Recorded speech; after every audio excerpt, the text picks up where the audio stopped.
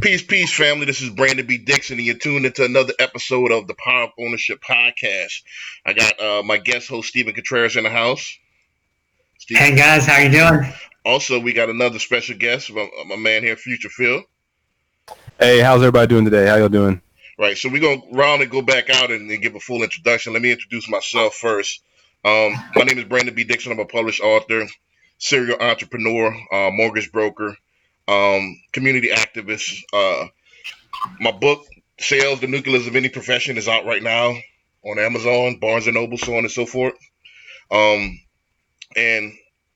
the Power of Ownership podcast, we talk about entrepreneurship at its finest. We talk about owning businesses, intellectual properties, so on and so forth. But we take it a little step further. We bridge the gap between the seen and the unseen realm. So we talk a lot of metaphysics and how to bring success into fruition using occult sciences, technology, stuff like that. I'm going to let Stephen go ahead and introduce himself, and then we have our guest introduce himself, and then let's get started. Hey guys, how are you doing? Stephen Contreras here. I'm a geologist in Houston, Texas, studier of the arts and sciences, kind of like a Renaissance man, trying to make the world a better place, one small step at a time, you know. And I'm going to introduce my good friend. I've known him for a very long time. Successful musician, DJ, travels the world. Well, successful. No, just kidding. No.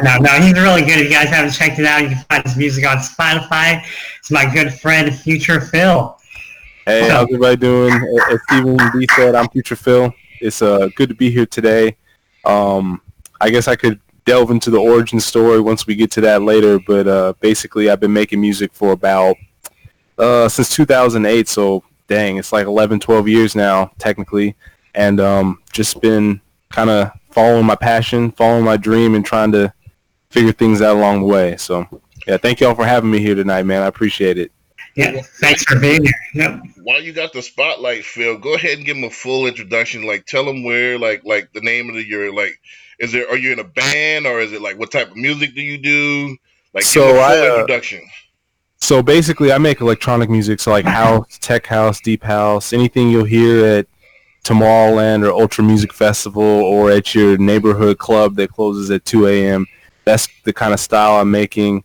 I got started when I was back in high school. I actually got started making hip-hop, and I was okay at it, but I wasn't the best. And then from there, I branched out into other genres, just kind of experimenting, and I kind of hit it on house music and fell in love with it again and again and again, and just kept, even when I struggled making it, it was so interesting, so exciting, so fun that I just kept going at it, and now I'm here today. So it's been a long journey. It's been something that I didn't expect to do. I mean, I went to school at first to get a degree in business, and then I ended up doing totally 180 of that. So it's been a fun journey, a fun ride. Hopefully it continues on, and keeps going. So Awesome.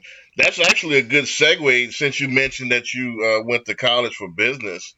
One of the first thing I want to open up to the panel is that, since we're on a topic of music and intellectual properties on this particular show, is that most artists have a hard time, converging to the business side of the show business. That's what this is, a show business. It's the music business. So a lot of artists have a hard time with, all right, there's a certain part of the brain that I use to create, and there's another part of the brain that makes you good in business, or business savvy. How do you bridge the gap? How did you? And I heard that just through the pre-show that you dropped out a good job in corporate America to go pursue music full time. How did you bridge the gap between your artistry and the businessman side of the brain? And how did you, what made you make that decision and have the gall to do that, and have the gumption to do that? So it's that was a tough choice to make. I actually left a job in the oil field. I was working out there for a couple years after school, making really good money, benefits, health insurance, all that kind of stuff, and I just wasn't really fulfilled there. I was basically, when I was out there, I was away from my friends, my family, my music, and everything I really wanted to be doing with my life. So one of the things I did do at first that kind of made this all possible was when I was earning out there, making money, I was not spending it really on anything besides my bare necessities. I was putting all that money away, saving it, because I knew that once I hit a certain number, whatever I decided that would be, I would basically jump ship and, try and do the music thing. So I think you have to have an element of planning. You have to be able to kind of think a couple steps ahead of the game and know, all right, I live off of this much money and I can budget this much and save this much so that once I do decide to cut everything, I can still, be able to live and, get groceries and, all that kind of stuff and function as a normal person without, being super dead broke and trying to do your art. Because at the end of the day, like, I love music, I love what I'm doing, but it makes sense. You want to do something that you're going to be able to make a living and provide for you and your family and be able to have a comfortable life. And so you have to kind of build yourself into those steps. You kind of have to plan into it. You can't just like jump into it and expect to make money on the first day. To be completely honest, like, I didn't really start making money from music outside of like doing private events and stuff until probably last year.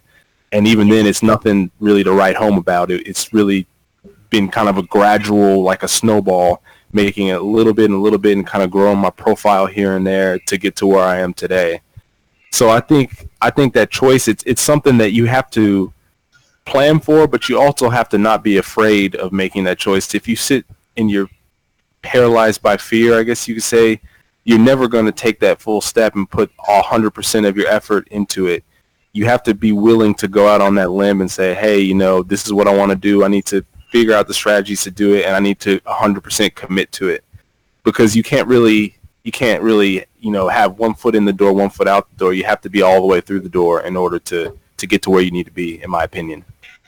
Yeah, so you would say it takes a lot of courage, right, to make that big leap out of the corporate world, right? Definitely. It definitely does, because, the corporate world gives you that insulation of, I have money, I have all these things provided for me, I have insurance, I have this kind of safety net of this nice job. And when you throw that away and you go, to the freelancer world or to the contract worker world where you're like, I don't know where my next check is coming from, you really have to kind of get down and start hustling. You have to network. You have to do a lot of things that you're not necessarily doing on the day-to-day basis in the corporate world. Yeah. Right. That's just to throw the ball back at you one more time. For those who are aspiring entrepreneurs, how hard, how difficult is it to switch to work on your craft, which is the art itself, and be business savvy and like learn how to monetize and your brand and stuff like that? Give them like the steps, like how like that mental challenge. So I think the first thing you have to do, and my first disclaimer is that not everything that works for some artists will work for you. Mm. And I think when it comes down to that too, you have to be very confident and very proficient in your music. I know for me personally, it took me about 3.5 years to actually release a song like on a label and, go through the official steps, putting it on, iTunes and all that. My first 3 years, I was just making songs and just grinding at it, trying to figure out what my sound was like, figure out who I wanted to be as a musician. And so I really believe in the 10,000 hour rule where, you can't really claim you're proficient in anything until you put 10,000 hours of practice into it. Right. Malcolm Gladwell. Exactly. Yep. Right. And so I think that is the first step, is to get that base and that foundation of your art, because one of the things that you kind of have to realize is that people are only going to be receptive to your art when they feel it's up to a certain level that they want to support you at. And so if you're not there yet, but you're out here trying to sell CDs when you don't have 10 tracks or, whatever, you don't have a voice, people aren't really going to go for that. It's going to fall flat for them. And so I think the practice and the figuring out who you are as an artist is something you kind of have to do at the first point. And then I think the next step is that you need to make sure that you're always being very cautious of who you work with in music, the types of deals you're getting into, because you have plenty of people who take that first step, they figure out their artist identity, but then they sign a terrible contract and they get screwed out of money. They get all their tracks held up with one label and never released, and they basically their art fades into obscurity because they're prevented from being able to do anything about it. So you definitely have to kind of be very wary about who you're working with, the types of people you're doing shows with, the types of people you're signing tracks to. You want people that have your best interests at heart, and sometimes that means going independent, sometimes that means going on smaller labels. Sometimes for some certain artists it means working at a bigger label, but working only with certain people in those labels who have your back, I guess is the best way to say it. Because from there, a lot of times, a lot of artists don't really, in my opinion at least, they kind of just sign deals or whatever. They're like, oh, I'm getting a check, I'm just going to do this and that. And then, and a year later you see them and they're trying to, beg for donations on Twitter, and they're like, I can't afford to make my rent. And it's like, wait, you had a song that had, 50 million streams on Spotify. How are you broke? And, or artists who don't know who owns their publishing, stuff like that. That you need to be aware, and you need to know where the money's going from your art at all times, because if it's not going to you, it's going to somebody else when it probably should be going to you. Right. Yeah, for sure. Just to open that up and chime in a little bit deeper on that, I come from, once upon a time, this was a while back, like I said, had a record label myself and was into music heavily, again, hip hop. But this was pre the social media era. This was like right at the end of the last era, the early 2000 era, right before Facebook and MySpace, right at the beginning of MySpace and everything like that. That's when I was in the business, when the business just started to evolve from hard copies, and it started with the streaming, and everybody had a CD burner, and everybody was bootlegging, and everybody had their mixtapes and everything like that. And it started, the iPods just came out, and the MP3 players just came out, so it just started turning digital, and it was just an ever changing business. The reason why I hopped out of it, because it was first of all, we have this stigma in hip hop, especially, and you probably can chime in on this. Probably different with house music and stuff like that, where youth sells. So me being 30 at that time, late 20s, I'm like, man, there is no debut artist coming out 30 years old. Right.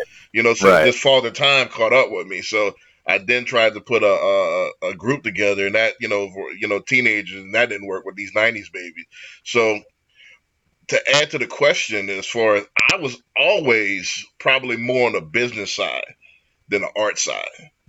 I always knew the business side. I always knew how to monetize myself. In fact, like my DVDs, we sold over $100,000 worth of my DVDs. What I did that was smart back then is was one of the first to put DVDs and the soundtrack together. Nice. Together. Yep. So I would be in a film, and so I stick my music throughout the film, score the film with the actual my music, and have the soundtrack listed. So every time it'd be a scan for 2 scans, first of all, and then they were buying intravenously my CD.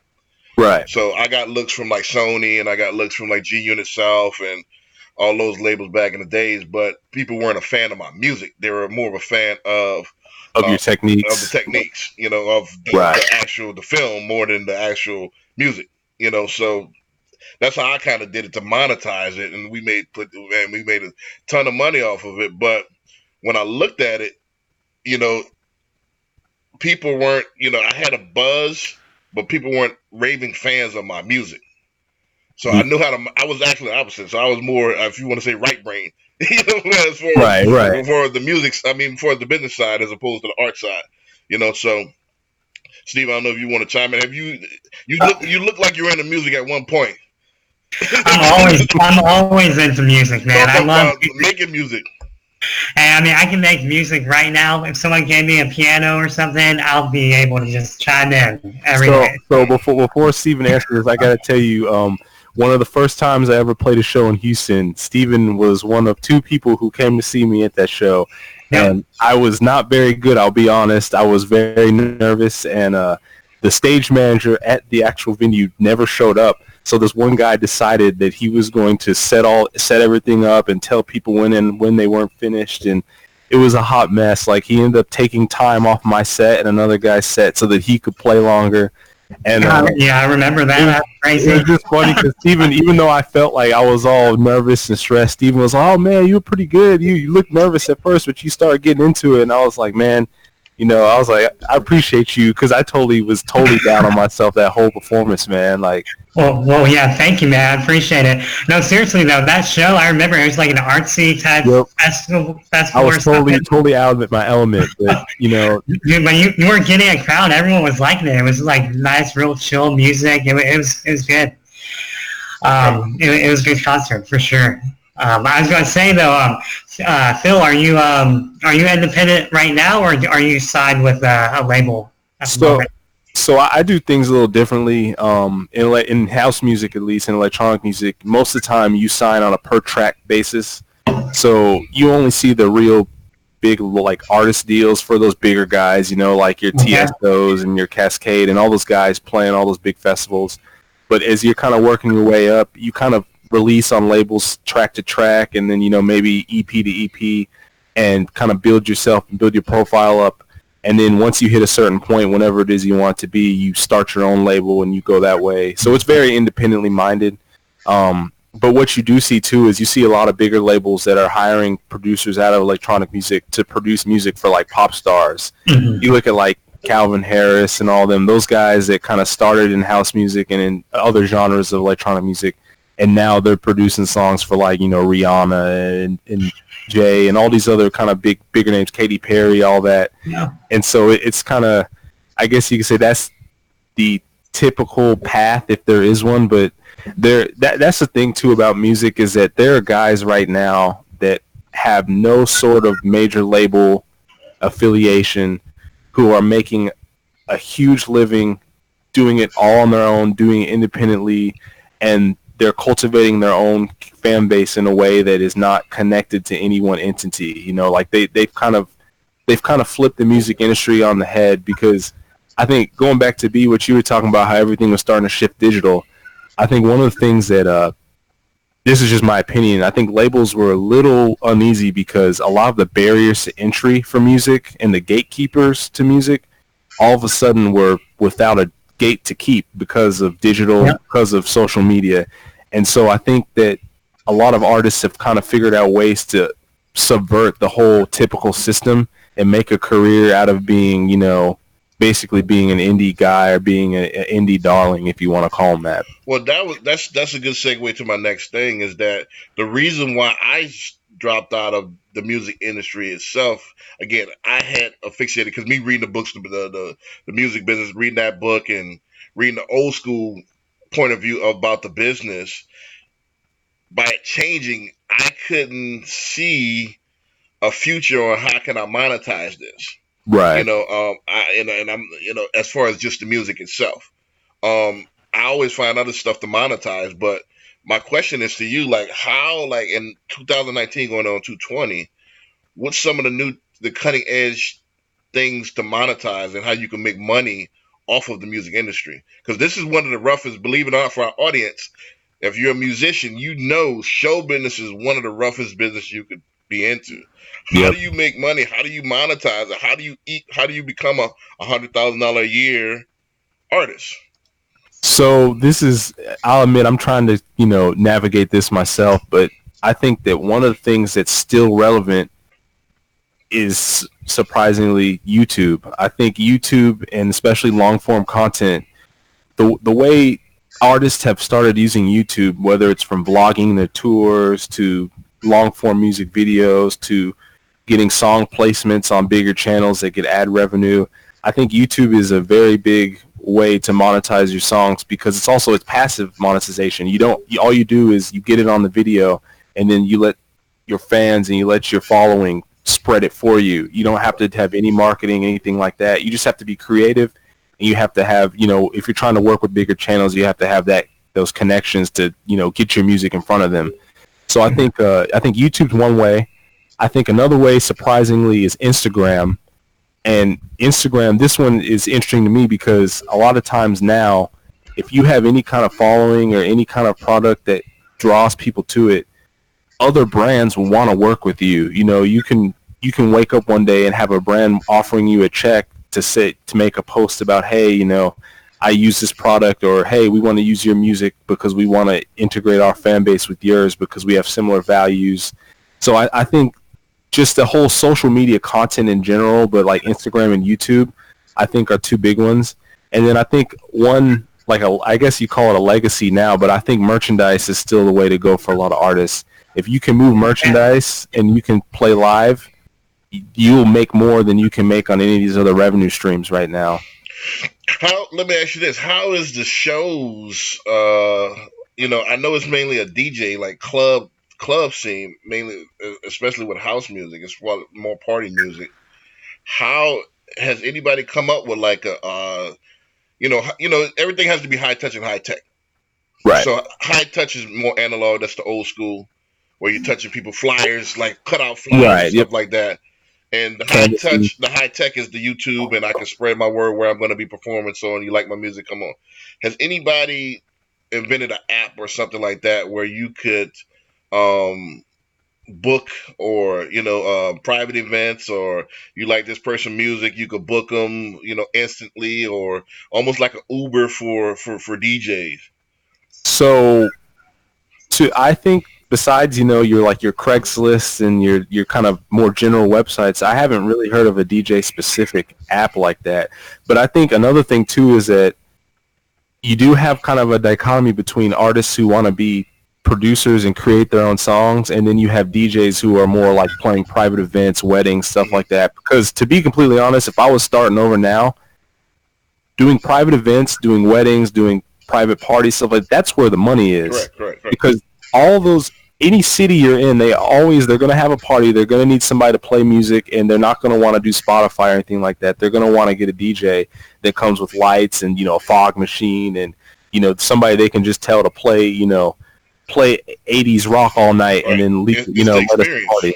Exactly. And then for the people planning the party, it's just knowing that one person's going to handle all of that for you, so that you don't have to worry about it, and you can worry about other stuff with your event.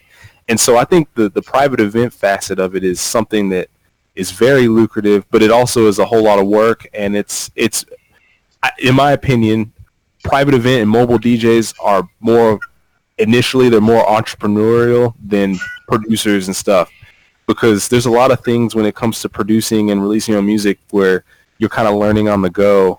Whereas when you're running a more public company that's local, you kind of have to have your ducks in a row more. You have to have your event insurance. You have to have gear insurance. You have to have, basic things like a website and a place for people to contact you to inquire about your services. Like, it's sometimes I hear amazing music from producers when I'm looking for new music, and then I go to look that producer up and I can't find them anywhere. They don't have a website. They don't have any social media. And it's like, I literally could have connected you with somebody to sign your next track and put it out there, and they don't have that groundwork in. And so I think if you're very serious about doing music and producing your own music and being a producer or a DJ or what have you, a singer, you need to not neglect those social and those social touch points, those contact touch points. You need to have a website. You need, even if it's just bare bones, you need to have something with an email. You need to have a social media account, a Facebook, a Twitter. Even if you don't really put a lot of work into it, you just at least need to have it established and be able to let people find you that way.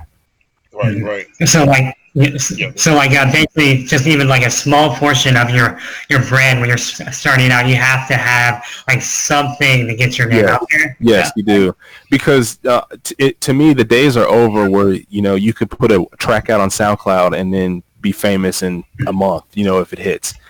Nowadays, you have to be able to cultivate people who listen to your music and keep them coming back, whether that's with new music or with content on your social media channels. And that's something I do.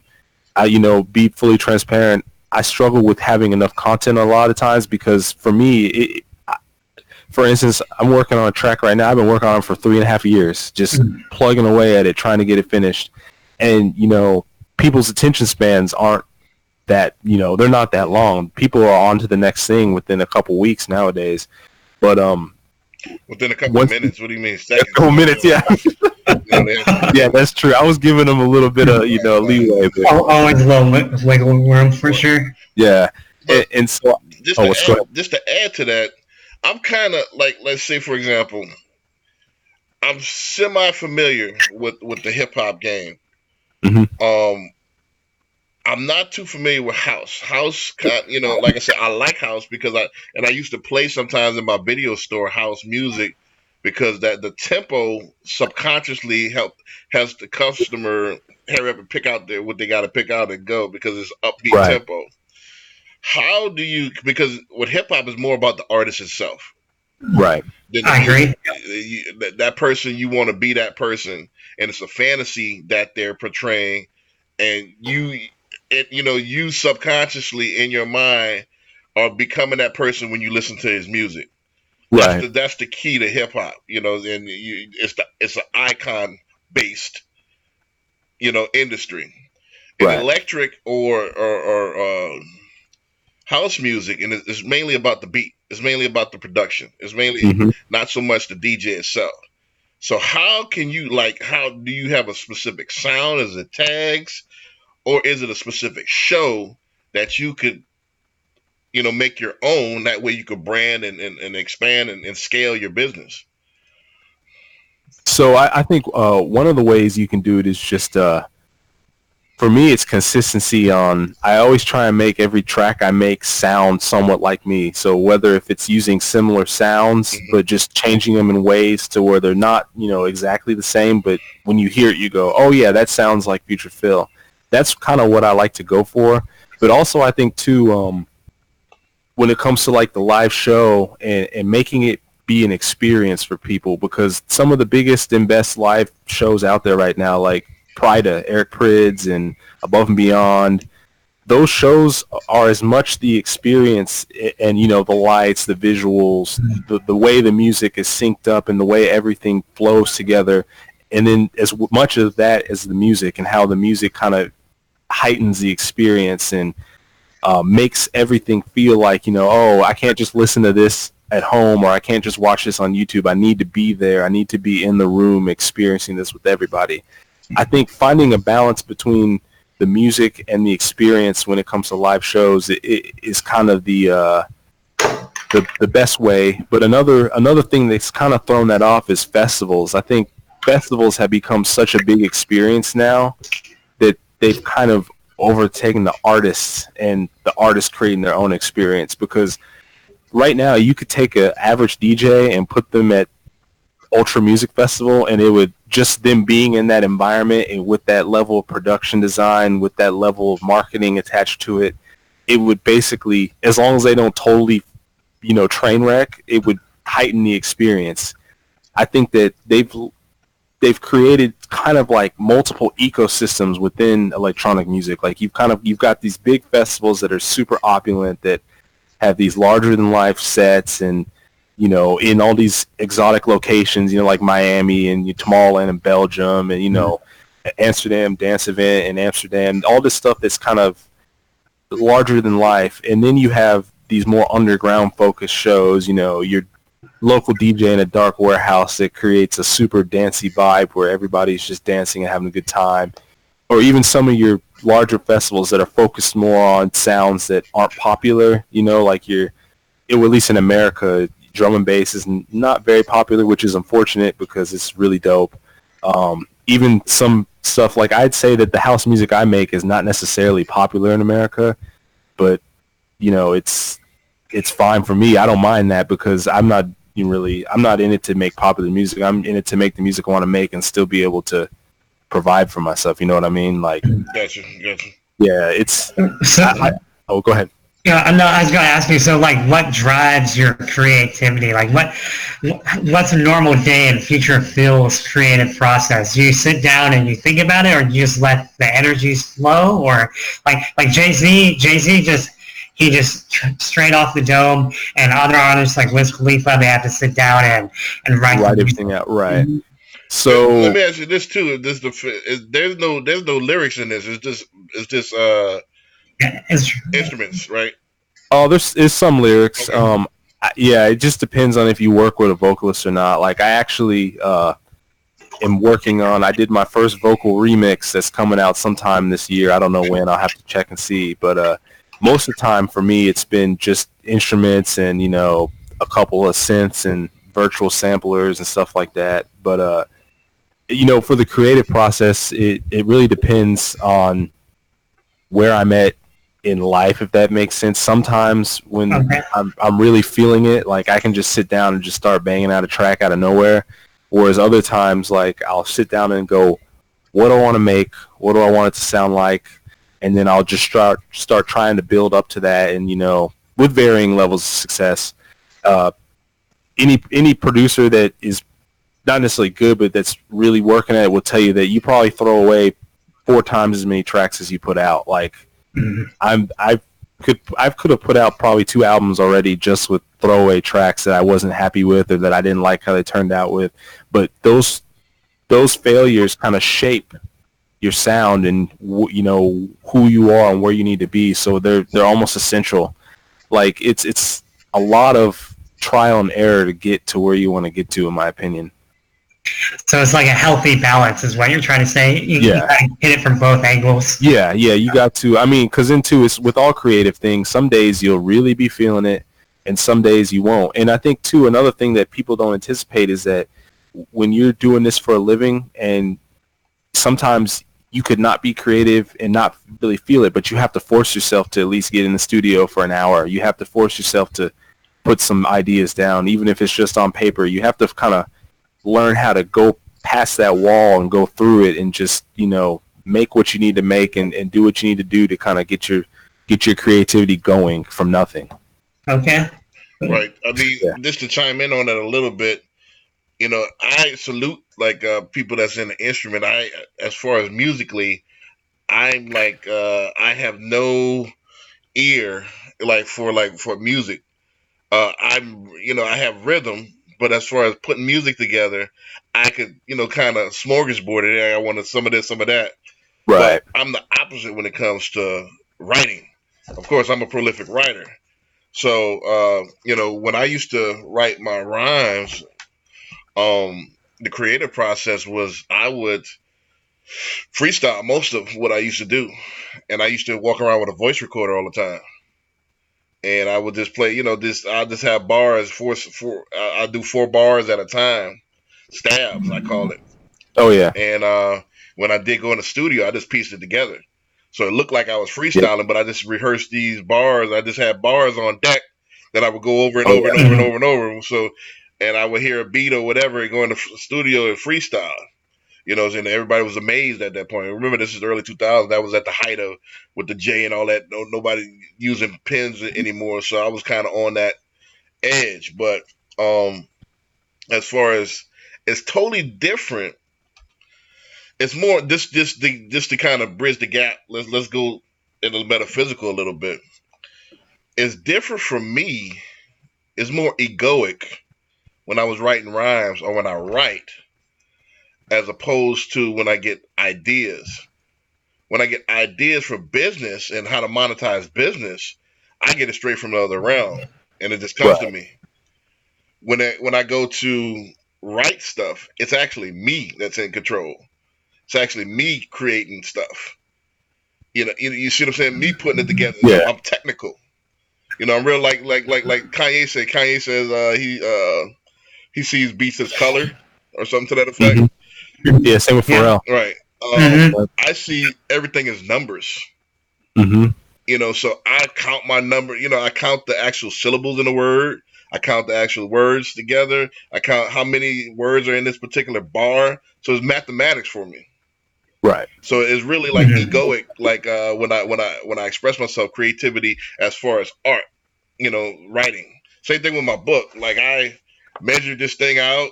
You know what I mean? It's the way it flows and everything like that. I'm real third density. I'm real egoic with it. Totally different business wise. Right. And that's why I think I'm a genius. Genius as far as business. So because it comes from somewhere else. If that makes sense.